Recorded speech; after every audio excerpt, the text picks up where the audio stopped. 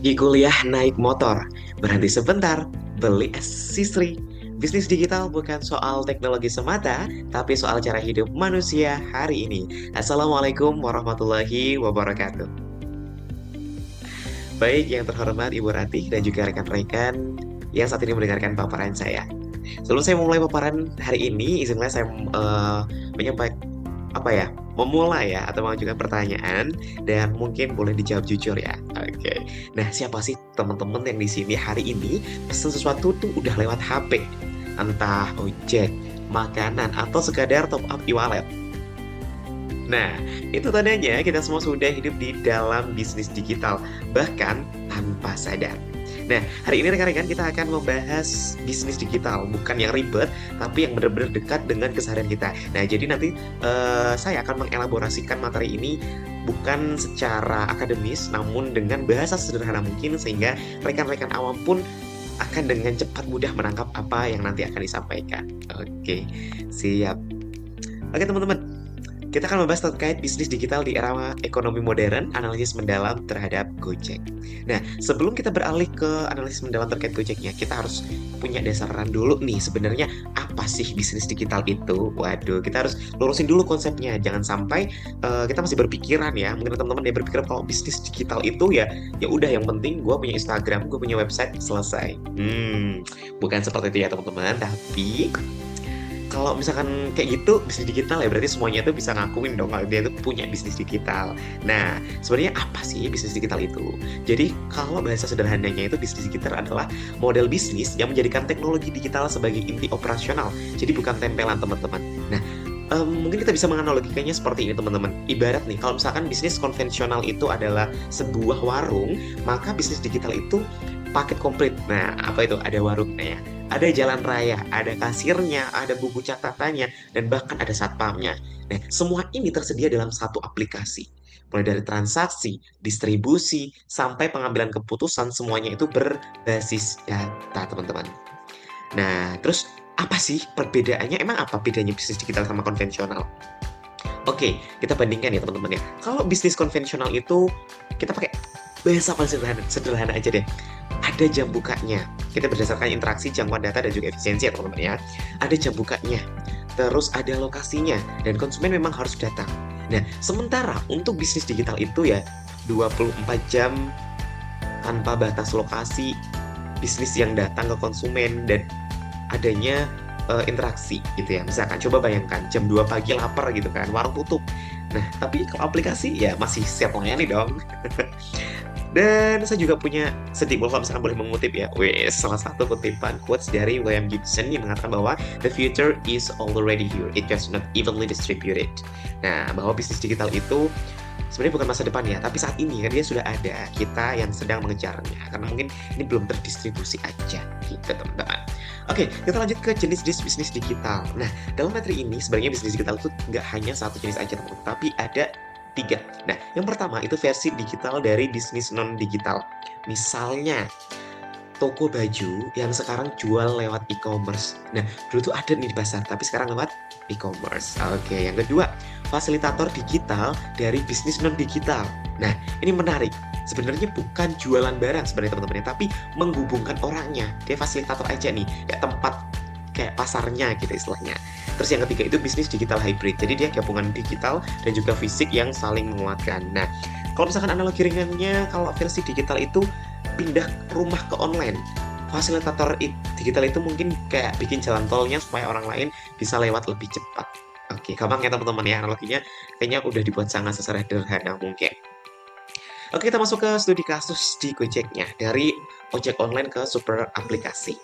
Nah, tahu nggak sih teman-teman bahwa Gojek itu awalnya bukan sebuah perusahaan teknologi canggih, tapi dia lahir dari masalah sederhana. Apa sih masalahnya? Ya, ojek itu susah banget dicari. Nggak sih, tapi kayak, maksudnya misalkan kita kayak di pengkolan-pengkolan, sedangkan kita kan dari rumah kayak gimana nih dapat ojeknya gitu. Terus harganya nggak pasti antara driver yang satu dan driver yang lain. Biasanya kena scam dan sebagainya pun bisa waktunya juga terbuang untuk mendatangi ke sebuah pengkolan itu. Nah, lalu datanglah nih Gojek punya sebuah ide yang sangat besar. Nah, gimana sih kalau kita semua ini kita rapi ini jadi satu. Nah, akhirnya didirikanlah nih tahun 2010 dan benar-benar menjadi aplikasi di tahun 2015. Platform on demand-nya itu bahkan lebih dari 20 layanan, teman-teman. Apa aja teman-teman udah tahu ya, pasti ada GoSend, ada Gojek, ada GoFood, ada GoCar, GoRide, GoMart, dan lain-lainnya, teman-teman. Nah, bahkan saat ini pun Gojek itu sudah menjadi bagian dari GoTo Group atau salah satu grup platform digital terbesar di Indonesia. Nah, coba ingat teman-teman, sebelum ada Gojek, teman-teman kalau misalkan hujan dan buru-buru, stres atau enggak? Stres ya. Nah, tapi karena sekarang ada Gojek, kita nggak stres lagi. Itulah manfaatnya bisnis digital. Oke, kita berlanjut di kalau misalnya kita mau klasifikasiin ya, sebenarnya Gojek itu masuk di apa sih? Nah, teman-teman tadi udah baca ya. Nah, sebenarnya Gojek ini masuknya di fasilitator digital dari bisnismen digital. Dia nggak punya ojeknya, dia nggak punya warung makan. Yang dia punya adalah platform untuk mempertemukan. Nah, lalu berkembanglah jadi bisnis digital hybrid karena banyak layanannya, ada pembayaran digital, ada ekosistem yang besar gitu. Oke, kalau kita pakai analogi lagi, asik. Nah, Gojek itu kayak terminal besar digital. Jadi kayak semua orang tuh datang, semua orang ketemu, dan semua orang bergerak. Nah, lantas keunggulannya sih apa ya kalau keunggulan dari Gojek ini ya? Yang pertama adalah pasar tanpa batas.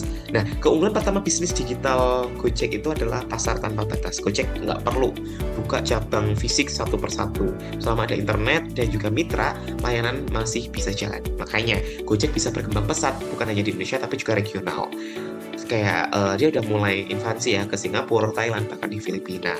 Dan aplikasi ini di Play Store sudah diunduh lebih dari 190 juta kali secara global. Nah, analoginya kalau misalkan bisnis konvensional itu ya di kios pasar aja. Nah, kalau misalkan Gojek itu pasarnya tuh udah pindah ke HP kita.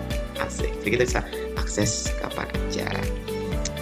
Terus selanjutnya keunggulan kedua adalah potensi penghasilan yang multi saluran. Ya, uangnya datang dari banyak pintu. Gojek itu nggak cuma dapat uang dari Gojek ya teman-teman, tapi ada nanti namanya komisi perjalanan, ada layanan pesan makanan, ada merchant, ada pembayaran digital, dan lain-lain gitu. Ada GoPay, fintech, dan sebagainya. Kalau satu pintu sepi, pintu lain masih ramai. Nah, inilah sebuah kekuatan ekosistem digital. Selanjutnya keunggulan ketiga adalah teknologi dan juga transformasi teknologi Gojek itu sendiri ya. Nah, jadi yang bikin Gojek itu benar-benar digital adalah ya teknologinya, aplikasi, data, algoritma pembayaran digital, semuanya itu saling terhubung. Makanya adanya platform mobile ini terintegrasi dengan apa ya? Dengan AI dan juga memberikan personalisasi layanan. Gojek sebenarnya bukan cuma berubah bentuk ya teman-teman, tapi juga berubah cara berpikir.